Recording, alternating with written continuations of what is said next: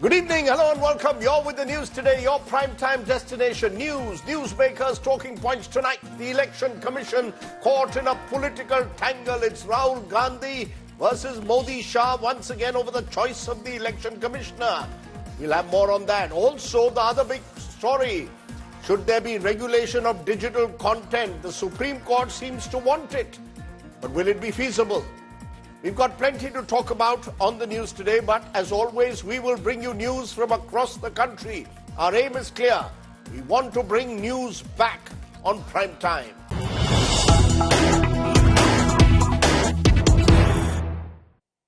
But a story that could have huge global ramifications is our top story at the moment. The United States and Russia have held talks on the Ukraine war. The United States Secretary of State Marco Rubio and the Russian Foreign Minister Sergei Lavrov have met in Saudi Arabia. The Putin-Trump summit is now unlikely next week, but this meeting throws hope that maybe the war in Ukraine can end. The Ukrainian President Zelensky has met the Turkish President Erdogan meanwhile in Ankara. Zelensky has made it clear he is not prepared to give up territory to Russia. What lies ahead? Either way, this could become a big story building up globally at the moment. Let's listen in first to what was said out of the meeting by Marco Rubio, the U.S. Secretary of State. Well, I would start by saying we've agreed on 4 principles that I think are important. The first is that we're going to appoint our teams respectively to work very quickly to reestablish the functionality of our respective missions in Washington and in Moscow. For us to be able to continue to move down this road, we need to have diplomatic facilities that are operating and functioning normally. The second point is that we're going to appoint a high-level team from our end to help negotiate and work through the end of the conflict in Ukraine in a way that's enduring and acceptable to all the parties engaged. The conversation was, I think, very useful. We did not just listen, but heard each other.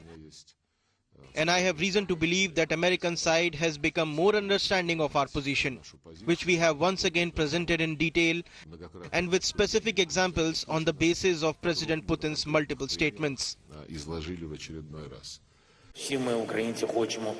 All of us Ukrainians want the war to end, but of course, based on certain security guarantees. We want these security guarantees to be given by the whole of Europe, including Turkey, US and the European Union.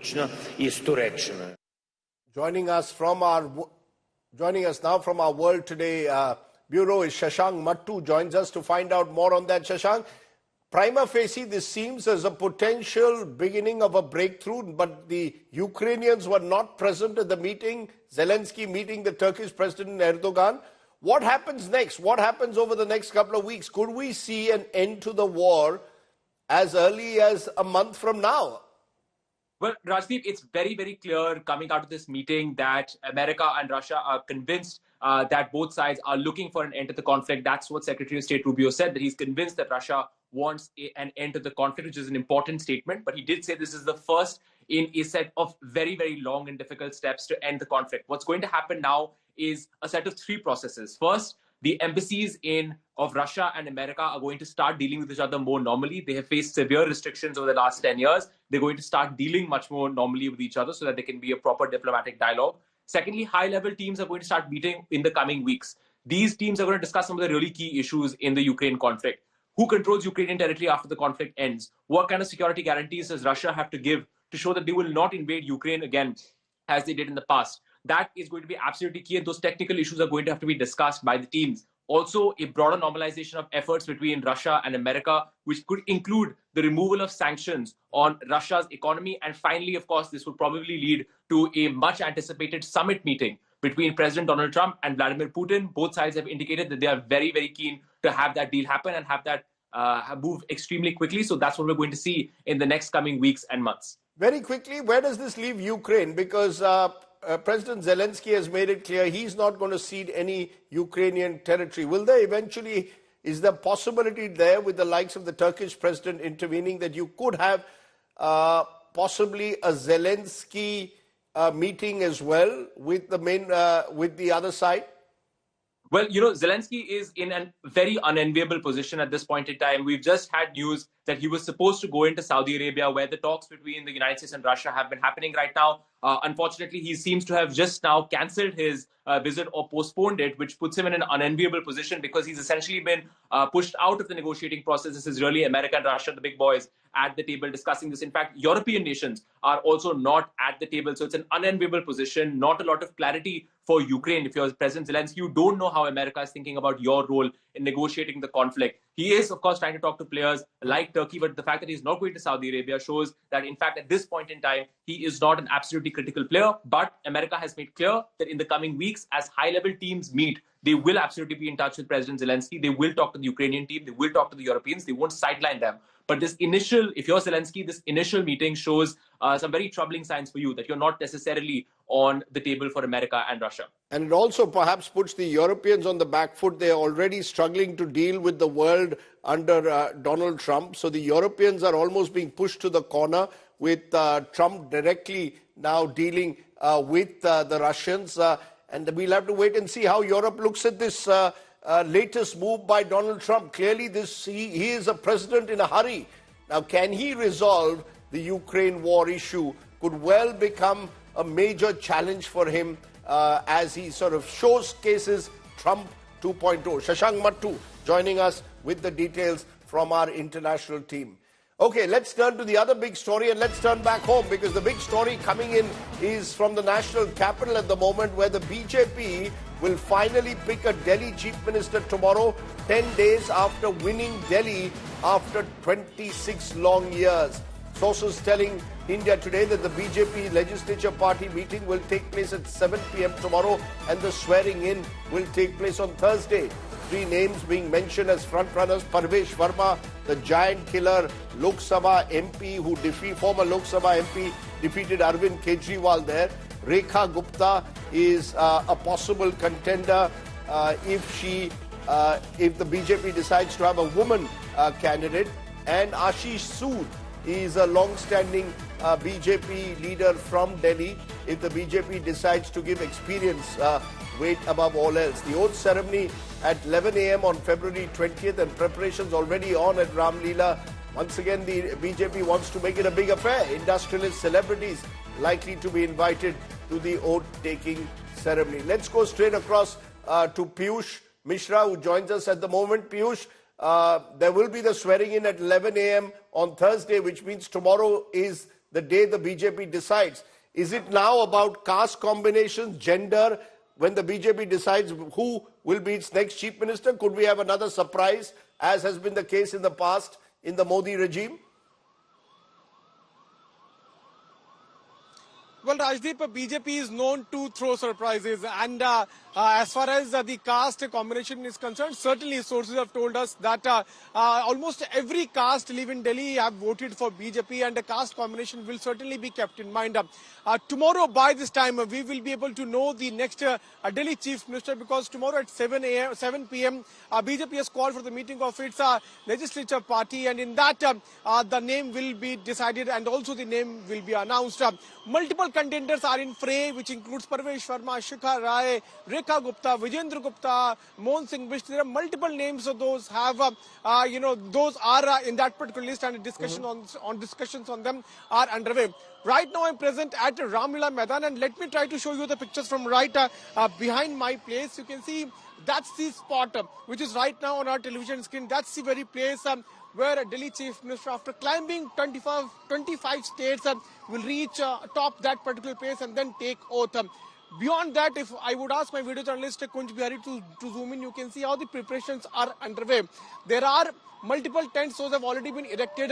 Security personnel are inside. This entire area has now been taken over by SPG. So it is now a totally protected area. Right. Everybody who is entering has a valid pass. So preparations are underway. And by this time tomorrow, Rajdeep, we will be able to know who will be the next chief minister. But what is more important to highlight is that around 10 days have gone and still Delhi does not have its chief minister. There are multiple promises, tall promises. Those were made by BJP, and now it's time to fulfill them. And for that, you should have a government in hand, and work should begin. Okay, we'll wait and see who it is. Remember, the BJP's previous chief ministers of Delhi, as Piyush leaves us, Madan Lal Khurana, he represented the old Punjabi guard of the BJP when the BJP was rising in Delhi, and this was in 1993. Eventually, he was replaced by Sahib Singh Verma, whose son, ironically, Parvesh Verma, could well be a chief ministerial choice. They represented the Jat, the rising power of Jats, especially in the outer Delhi area. And then there is the possibility that the BJP could well have a woman chief minister. Remember, at the moment in the country, there is only one woman chief minister, Mamata Banerjee. And increasingly, there's a belief that the women voters matter more than anyone else. So purely in symbolic terms, you could throw up a woman chief minister as well. We'll wait and see what are the criteria. With Narendra Modi, expect the unexpected. Usually the names that do the rounds never become chief minister. Remember the example of Madhya Pradesh and Mohan Yadav. Okay, let's just turn now to the story that's become a political tangle. And I'm going to talk a little bit more about it because the chief election commissioner in a country, in a democracy, is a very important position. Last night or late last night, the new chief election commissioner was appointed. His appointment of Ganesh Kumar was approved by Prime Minister Modi and Home Minister Amit Shah. But leader of opposition Rahul Gandhi went ahead and submitted a dissent note, asking the process to be put on hold till the Supreme Court hears the plea against the manner in which election commissioners are being appointed under a new law. The court is taking up the petitions tomorrow, but the larger question is simply this.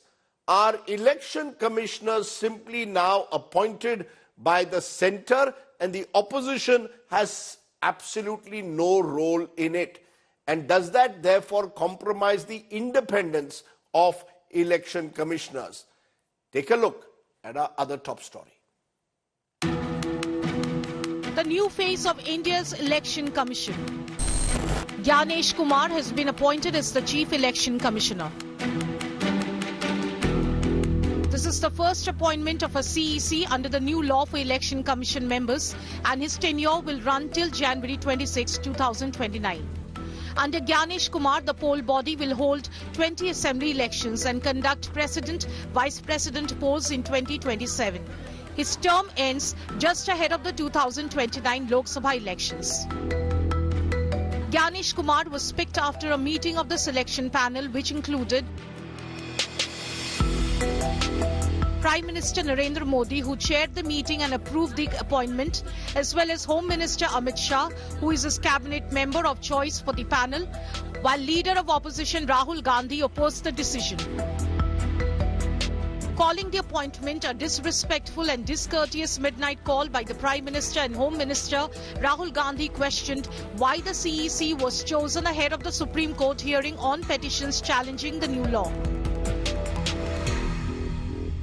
आपने एक प्रकार से जो एक गरिमा है, जो एक आत्मा है, जो अक्षर से आगे होती है, जो उद्देश्य है, जो धारणा है गणतंत्र की, उसकी अवमानना ही नहीं की, उसको आपने एकदम नकार दिया है। सिर्फ किस लिए? 48 घंटे, एक हफ्ते या 2 हफ्ते के लिए। ये अगर ईगो नहीं तो क्या है? The BJP claims the appointment was done following due process. Congress के मित्रों की तकलीफ ये है कि देश प्रगति पर जा रहा है और उन्हें देश की प्रगति से कोई लेना देना नहीं है, इसीलिए हर विषय पर वो इस प्रकार का अनर्गल प्रलाप करते हैं। इससे साफ तौर पर उनकी बेचैनी जाहिर होती है। The Supreme Court, in a judgment in 2023, has ruled that the Election Commission appointment panel will have the Prime Minister, Leader of Opposition and the Chief Justice of India as its members. The court said the appointment process will continue till the government brings a new law. In a bill that was passed in Parliament soon after, the selection panel was rejigged, replacing the CGI with a cabinet minister nominated by Prime Minister. The Supreme Court will be hearing pleas against the changes in the EC selection panel's composition on February 19th. Bureau Report, India Today. So is the office of the Election Commission, a vital office in a democracy, now caught in an unfortunate political tangle? Is it time to simply review the manner in which election commissioners are appointed? Is the government stamp on the Election Commission's appointment now increasingly apparent? Is there a Modi-Shah stamp, as the opposition alleges? Joining me now is O.P. Rawat. He's former Chief Election Commissioner, and Jagdeep Chokar is a founding member of the Association for Democratic Reforms that has been pushing for greater transparency, including in the appointment of election commissioners. Before I come to you, gentlemen, I just want to say what happens now also happened in the past when it comes to the election commissioners and the way they are appointed. There are, remember, various complaints and controversies that are haunting the election commission. At the moment, from the Congress complaining about alleged discrepancies in the Maharashtra election, why were more voters added, how did 40 lakh new voters get added, are among the questions that have been raised. Voter deletion has been another issue. Aam Aadmi Party claims voter names were being deleted ahead of the polls here. Haryana EVM row, Congress complaining about how EVMs having 99% charge, battery charge on counting day. We've also had in the Lok Sabha voter turnout, Congress citing a report by Vote for Democracy to question the turnout figures. I'll come to many of those controversies, but first I want to come to you, O.P. Rawat, as a former Chief Election Commissioner. When on the very first day, these kind of statements are made, does it compromise in a way the position of the Chief Election Commissioner if the opposition says he's a rubber stamp of the government? Rajdeep, I don't think so, because the whole matter has been conducted in accordance with the laid down law. And Honorable Supreme Court had said that until the Parliament enacts a law, only till then this panel suggested by Supreme Court will do the scrutiny and selection process. So whatever has been done, it has been done but it's been challenged, sir. Law. So the fact is, let's get the facts right. The Supreme Court had first said that the selection panel would include the Prime Minister, the Leader of the Opposition and the Chief Justice of India, right? The government then decides we are bringing in a law, removes the Chief Justice of India, appoints a minister, in this case Amit Shah. So it's 2-1. Now that is being challenged in the Supreme Court, which is hearing it tomorrow. What does the Modi government do? 48 hours before that, goes ahead and appoints the Chief Election Commissioner. Where does that leave the Supreme Court challenge which comes up tomorrow, sir? That challenge will be heard by Honorable Supreme Court, and whatever judgment they deliver will be complied with. However, whatever has been done, because the present CEC was the demitting office, and Chief Election Commissioner's office cannot be headless for even a single moment. So you don't think it's a so you think Rahul Gandhi is down law and appointed. So you don't agree with Rahul Gandhi's claim that this is a midnight coup. You believe this has been done as per routine. Am I correct? As per the law, not routine, because routine was in fact much worse. The routine was that even LOP was not there in the selection panel. That's a very, that's a point, Jagdeep Chokar. I want to come to you and I want to just put on record how election commissioners used to be appointed. I remember from the days of T.N. Session. Initially, the election commission was a single member body with one chief election commissioner. He used to be appointed by the union government. In those days, the Congress was in power, and the Congress would, without consulting the opposition, appoint a chief election commissioner. The Narasimha Rao government in the mid-1990s appointed 2 election commissioners to clip the then Chief Election Commissioner Sessions' powers by making it based on a majority vote, so that decisions were taken in the commission on a majority vote. In March, the Supreme Court decided we'll include the Prime Minister, Leader of the Opposition, CJI. Make it a little bit more neutral, one from each side and then the Chief Justice. The government reversed that by bringing in a new law replacing the Chief Justice. But the point, Jagdeep Chokar, is every government wants, possibly including Congress, election commissioners that suit them. So what's new about this? Well, there is nothing new. and we have worked with the Election Commission for 25 years. And Mr. Rawat was also one of the chief election commissioners during that time. And we had a wonderful working relationship. And at that time, election commissioners and the chief election commissioner was appointed by the government of the day. And there had been all kinds of appointments, mostly good, but a few which left something to be desired. But over the last 6-7 years, and we never filed this petition in all those 15 years. It was only in the last 6, 7, 8 years that we found that some of the actions of the Election Commission did not seem to meet the requirement of complete neutrality. Are you saying that's only happened in the last 6-7 years, sir? Are you saying that's only happened in the last 6-7 years? No. Give me an example. I am saying two things, if you let me say that. Yes. Even in the last 15 years, there were appointments which were indifferent. But they were not so intense that they affected the working of the election. When we felt that happening over a period of time and there was a pattern, we filed a petition. All we said was that the Constitution says there should be a law. And Parliament has not made a law. Please ask the Parliament to make a law. That was our original petition. When we filed that petition, in that judgment, which is over 300 pages long, the Supreme Court, a constitution bench, has spent 3/4 of the judgment trying to explain the rationale of appointment, which is that the appointment should not be under the exclusive control of the government. The judgment also quotes Professor Shibbal Lal Saxena from the Constituent Assembly. In the Constituent Assembly, there was a debate and disagreement on should there be a law made or should it be left to the Parliament of the country. Sir, but the government of the day, the government of the day has brought in a law. The government of the day has brought in a law as mandated by the Supreme Court. Just a minute, let me complete. The government of the day brought in a law which followed the letter of the law but not the spirit of the law. The spirit of the law was a appointment body which is not exclusively under the control of the executive.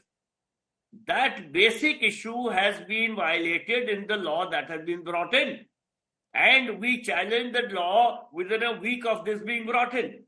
We are not interested in any particular individual or any particular party.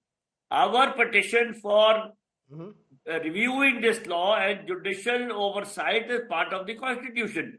Supreme Court. I take your point. You made an important point, sir, that the government, according to you, has followed the letter and not the spirit of the law, in your view, or the spirit of the Supreme Court judgment, which wanted election commissioners to not only be neutral, but be seen to be neutral.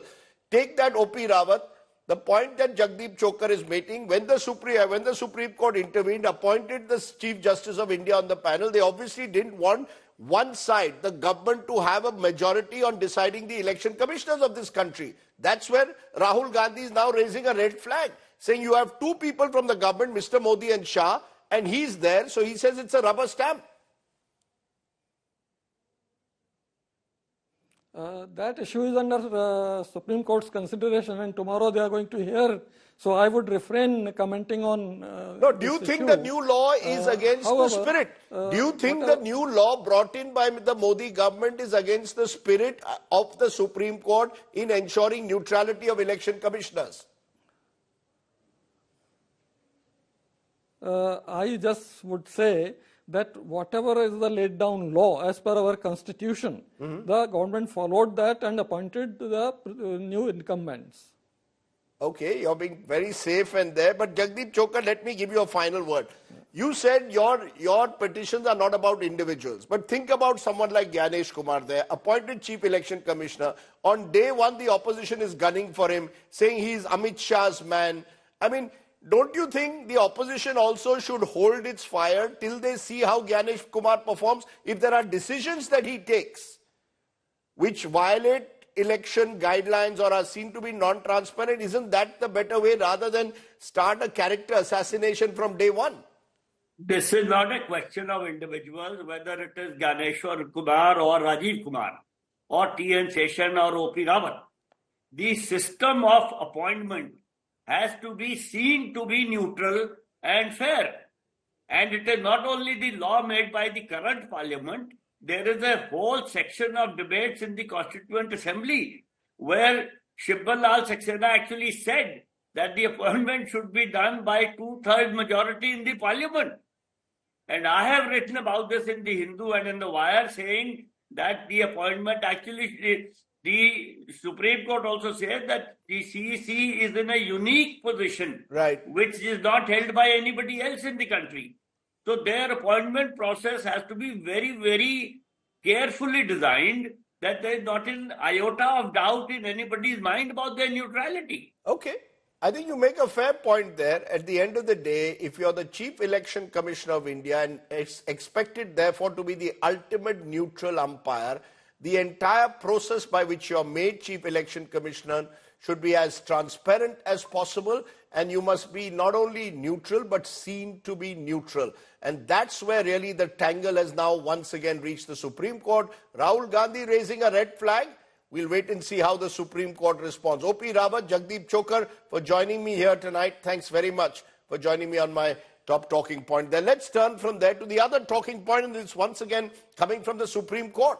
The Supreme Court today wrapped YouTuber and podcaster Ranveer Allahabadiya. The top court pulled him up for using crass, obscene remarks on India's Got Latent show, a show that remember, is where Ranveer Allahabadiya asked questions laden with sexual innuendos.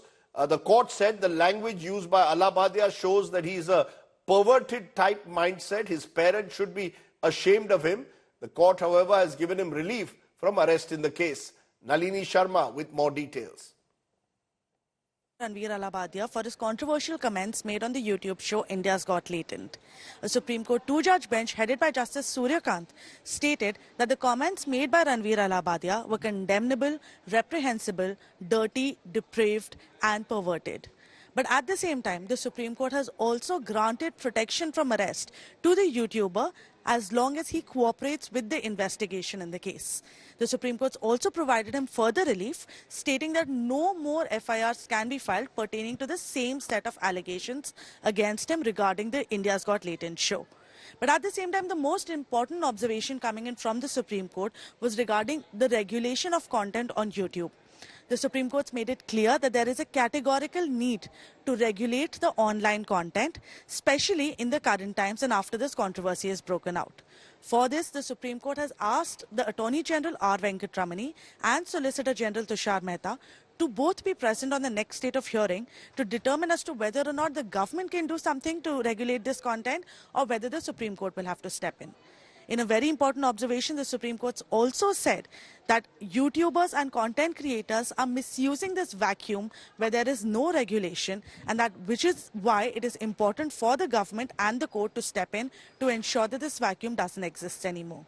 It remains to be seen whether the fallout of the Ranveer Allahabadiya case will impact just him and his associates or the larger community of content creators in India. With Shrishti Ojha in New Delhi, this is Nalini Sharma for India Today. And the points that Nalini made, who's part of our Law Today team, are now the ones I'm going to take up with two legal eagles. Should there be regulation of digital content? Has the time come? Has this case where a YouTuber has made lewd remarks that I don't want to repeat here on the show, will the regulation though lead worryingly to censorship as some fear? Is in the end self-regulation the best solution? What's the way ahead?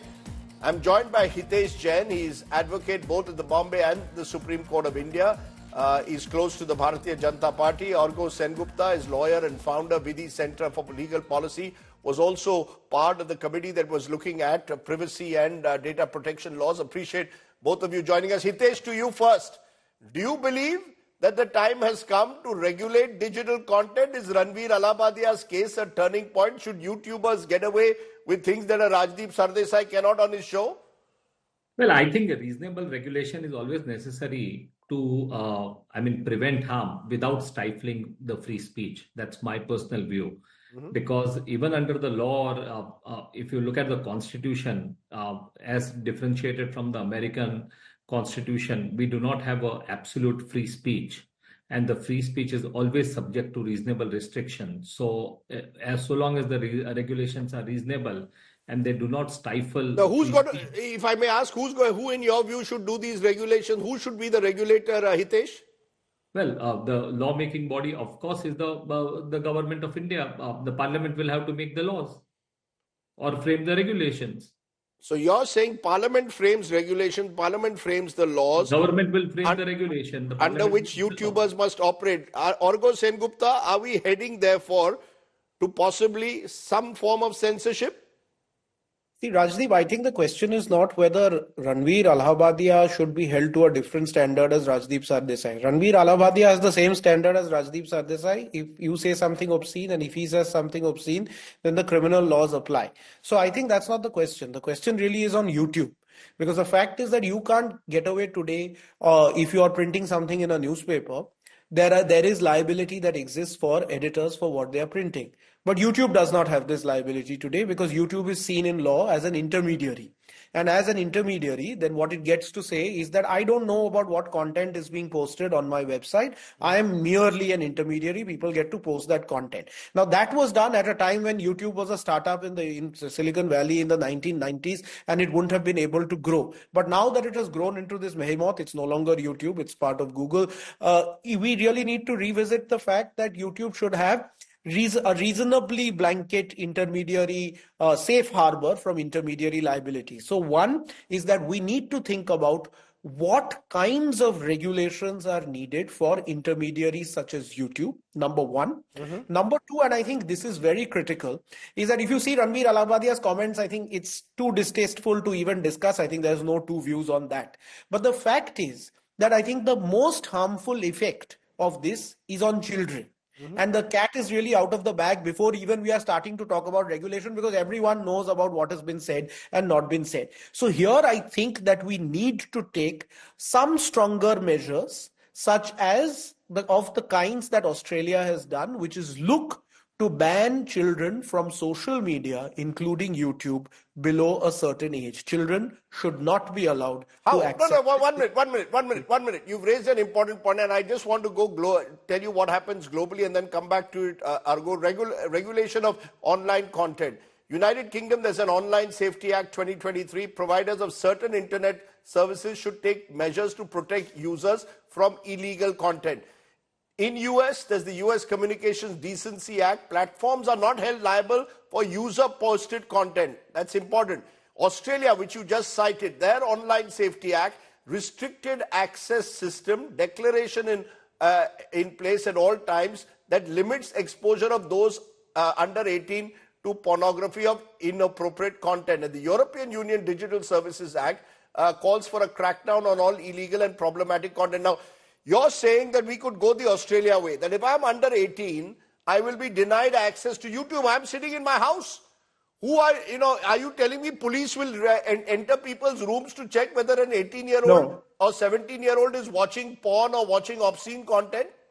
No, actually, it's actually not about porn or obscene content, because this information that you had about Australia is a little bit dated. What they have actually done is ensured that persons under the age of 16 now cannot create social media accounts. And there is age appropriate verification that is done in order to ensure this. So it is not as if you're inviting police into people's houses. The police does not have the capacity to do this, and we don't want the police to do this. But the fact is, this responsibility should be on platforms to ensure that people who are using them are people who are adults who understand what it is that they're doing. And that's point number one. Point number two, in terms of the Indian law is taken from the Section 230 of the Communication Decency Act in the United States that you talked about, which kind of gives what is called a blanket safe harbor. And countries have moved away from that. Now, there is a real challenge when you move away from that, which is what you were pointing out to Hitesh, which is the fact that we also don't want the government regulating, because the government amended these intermediary liability rules to introduce digital fact-checking units. And we know that there was a problem there because the government would decide then what is false or what is misleading. But the question here is not on falsity or misleading speech. The question here is on obscenity. And I think here there needs to be some guidelines that have to be followed by platforms such as YouTube, that what users can or cannot post on those platforms. So you're saying the platform will have to have some limited liability, correct?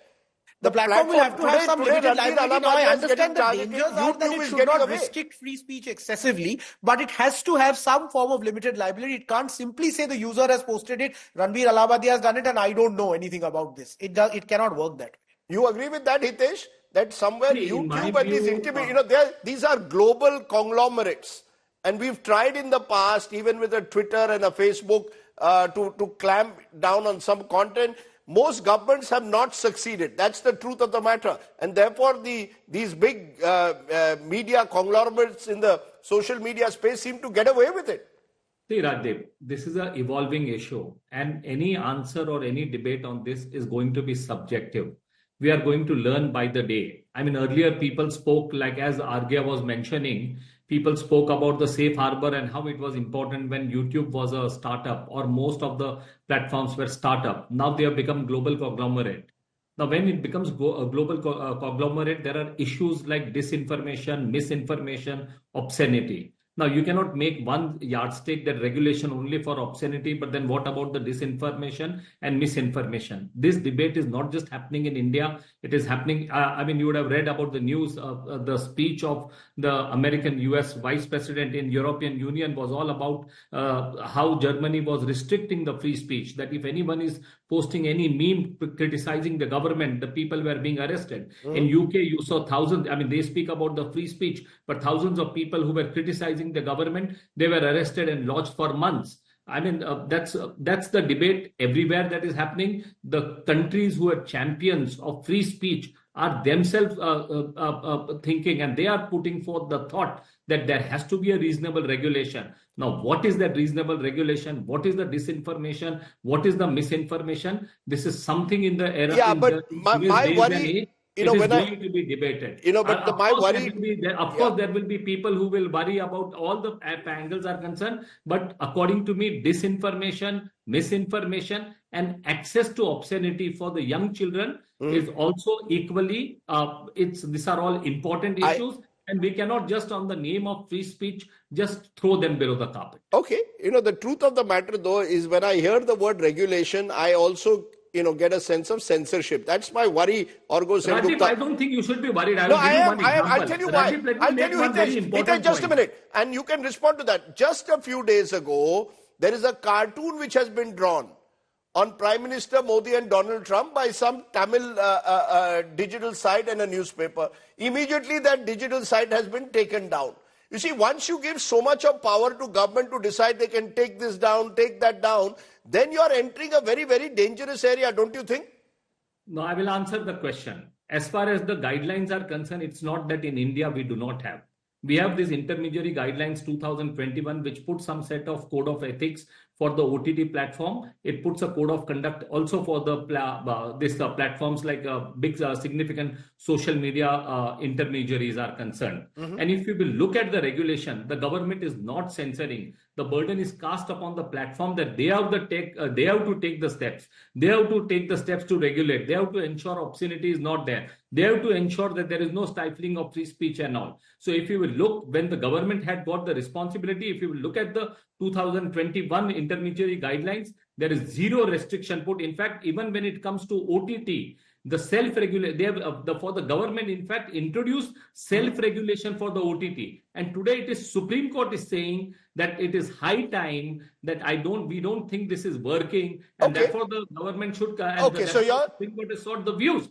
So when the government of the day was called upon, the government believed in self-regulation, leaving it to the platform to decide the code of conduct. But then you saw, I mean, you gave one example. What happened to Ketki Chitle when she was in Maharashtra? She drew a cartoon on Sharad Pawar and she was inside for 4 months. Exactly. What happened to various people? What happened to people? That is exactly, Hitesh. People from Tamil Nadu are coming, and the Tamil Nadu state government is invoking. Telangana is invoking. Karnataka is invoking. If you will see the history of the Congress government, in fact, if you will look, the first amendment, I don't want to make it a freedom of speech, the Congress would say BJP, but Rajdeep, what was the first amendment to the Constitution of India? Restriction on freedom of speech. And who introduced that? Pandit Jawaharlal Nehru. I mean, you cannot run away. I am not making Hitesh. Every government. That is what is the genesis for any regulation. Okay, this is not Congress versus BJP. I'm not saying one that. minute. Mamata Banerjee's government has arrested cartoonists for Facebook posts. You could have given a neutral example. Okay, I'm giving you the most recent example, Hitesh. That's all. Yeah, but recent example, there are so many. I will give you the most recent example by all the government. Okay, so let's not make it a Congress. Okay, I did not mention any political party. One minute, Hitesh. 1 minute. Let me bring in Argo at this moment. You made your point. Argo, the point is my worry, which Hitesh is saying, don't worry, is simply that all governments, the moment you give them any kind of excessive powers to regulate content, they can go out of control. They will, today, of course, Ranveer Alabadia's comments may be seen as obscene by most neutral observers as well. But there are other comments that may be humorous, satirical, but they can lead to content being pulled down. The fear is, where will it stop? Who will draw that line? But more importantly, where will that line be drawn? Yeah, so Rajdeep, I think first it's imperative to characterize this as a state and citizen issue with business in the middle, rather than make it a party political one. All parties have behaved largely the same way when they are in power. So that's the first point. The second, as far as the state and citizen is concerned, I think there needs to also be a debate on obscenity being criminally penalized. Okay, because the fact is, we may find the statement completely distasteful and disgusting. Okay, but the fact is that, are we a society where we are going to put this person in jail, especially when on that show, when people had seen it, they've said that people were laughing at this so-called joke that was being passed. So as a society, as we are laughing at these profane jokes, but at the same time, we are pretending as if we want to put these people in prison because they have shocked our conscience. That's the hypocrisy. I think this is hypocrisy. So I think that as far as the criminal penalties is concerned, this is not the way to go, because you can't, what will we get by putting somebody like Ranveer Allahabadia in jail for this stupid statement that he has made? It is an absolute silliness, and I think that we should learn to ignore such statements and move on. But the larger question, and I think you are legitimate in saying that there is a worry that the moment you're regulating, the question will come, who's regulating? I'm reminded of this statement made by Justice Potter Stewart in the American Supreme Court when he was asked as to what is obscenity. And he had said that I know it when I see it. I can't define it. So the fact is that it is something like that, as in you just kind of, you feel that this is obscene. So who draws that line? And I think there, the key point is that there should be some checks and balances by which there are certain steps that are taken by all platforms to ensure that content that is seen as obscene, lascivious, that can really titillate, and that's its main purpose. So that kind of content is either shown if it is extreme, or shown with due warnings, number one. And number two, as far as children are concerned, I think that we need to, and I'm being provocative here and extreme, but I think we need to stop access to YouTube for children under the age of 6. Stop access to YouTube for children. Easier said than done. You've said something provocative. I don't know how the government will actually be able to ensure that a child user sitting, I maintain, in the privacy of his room, suddenly finds that the content is denied to him or her. It's not going to be easy. It may well lead eventually to some form of excessive policing. But I take the larger point. The larger point is, we cannot allow intermediaries to get away by simply saying they have nothing to do with it. And it's actually not a question of censorship, Rajiv. Just 10 seconds, is that it's actually a question of a level playing field. Newspapers have this responsibility, TV channels have these responsibilities, so why not these digital platforms? I have it. India Today has it. If something goes on this network, India Today's entire team will be, leadership team will be hauled up by the courts. So it cannot just be Ranveer Allahabadia. At some stage, intermediaries will also have to take greater responsibility. Hitesh Jain, Argo Sengupta, for joining me here on the show tonight. Thank you both very much. Hopefully, what we are going to see is an educated, informed debate. In fact, that's what we want to do on this show. As you can see, we are keeping away some of the shouting brigade as far as possible and getting in educated, informed opinion. Let's come to, in this age of disinformation and misinformation, our daily India Today fact check. We take up fake news and misleading content on the internet and bring you the true picture. Today's fact check is on a video doing the rounds claiming to show a rare astronomical event at the Mahakumbh 2025. It's actually from Australia in 2022. Take a look what our fact check team found. You are watching Fact Check segment where we bust fake news. A viral photo claiming to show a rare astronomical event at Mahakumbh 2025 is actually from Australia in 2022. The image shows Jupiter, Saturn, Sun, and Moon aligned, but our fact check team found it was an old picture with no connection to Mahakumbh. The photo was taken by Ren Thielen on 28 April 2022. Despite claims that this is a rare event seen for the first time in 144 years, similar planetary alignments have occurred in recent years. This fact check on viral fake news is done by India Today's team AFA. This is AI Sana signing off. AI Sana, who might one day take the place of me in the studio as well. Okay, let's turn to our Only in India story. It's a video of a college student paragliding to reach the exam center. It's gone viral. Why did the young boy have to take recourse to this? Take a look at our Only in India story.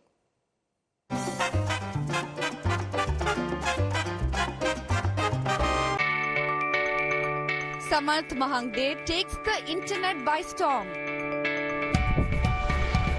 A video of the BCom first year student from Pasarni village in Satara district paragliding to reach the exam venue has gone viral. रविवार होता, घाट पूर्ण जाम होता आणि घाटामध्ये ते मंदिरांच्या जवळ ते रस्त्यांचे कामं चालू होते, त्यामुळे रस्ता पण अर्धा चालू होता, त्यामुळे ट्रॅफिक फुल जाम झालेले. जीपी ॲडव्हेंचरचे जे ओनर आहेत गोविंद येवले सर, त्यांनी ते माझा कॉल ऐकला. माझ्याकडे दुसरा काही पर्याय नव्हता. मी थोड्या वेळाने निर्णय घेतला आणि त्यांना बोललो की मी जाऊ शकतो त्यामधून खाली. ते मला बोलले मग तू चल ये रेडी हो आणि जा. Samarth had gone to Panchgani for some work, forgetting that he had an exam. By the time he remembered, only 20 minutes were left. मी त्यावेळेला त्याला सांगितलं की बाबा तुला जर वेळेत पोहोचायचं तर तुला आता जर फ्लाइंग करून जाशील का. तो थोडासा नाराज झाला कारण तो बी घाबरला होता. पण शेवटी त्याला बोललो दुसरा काय आता तुझ्याकडे ऑप्शन नाही. मग त्याने त्याच्या मित्राला सांगितलं की तू माझे कपडे आणि पेपरचं साहित्य आयडेंटिटी घेऊन ये तिथे आणि मग तो इथून आम्ही त्याला पाठवलं. The incident took place on December 15th. त्या दिवशी जे झालं तो व्हिडिओ जो बनवणारा होता युट्यूबर असेल किंवा कोणते युट्यूबरच होता तो आमच्या बाजूला होता. म्हणजे आम्ही त्याच्या पेपरच्या समस्येचं निवारण करत होतो. आमचं त्याच्या असं नाही की ह्याचा काही वेगळा व्हिडिओ बनवला पाहिजे फुटेज काढलं पाहिजे असं कुठेही काही झालेलं नव्हतं त्या दिवशी. The good news is Samarth cleared the exam and as they say all is well that ends well. With Imtiaz Mujawar, Bureau Report, India Today.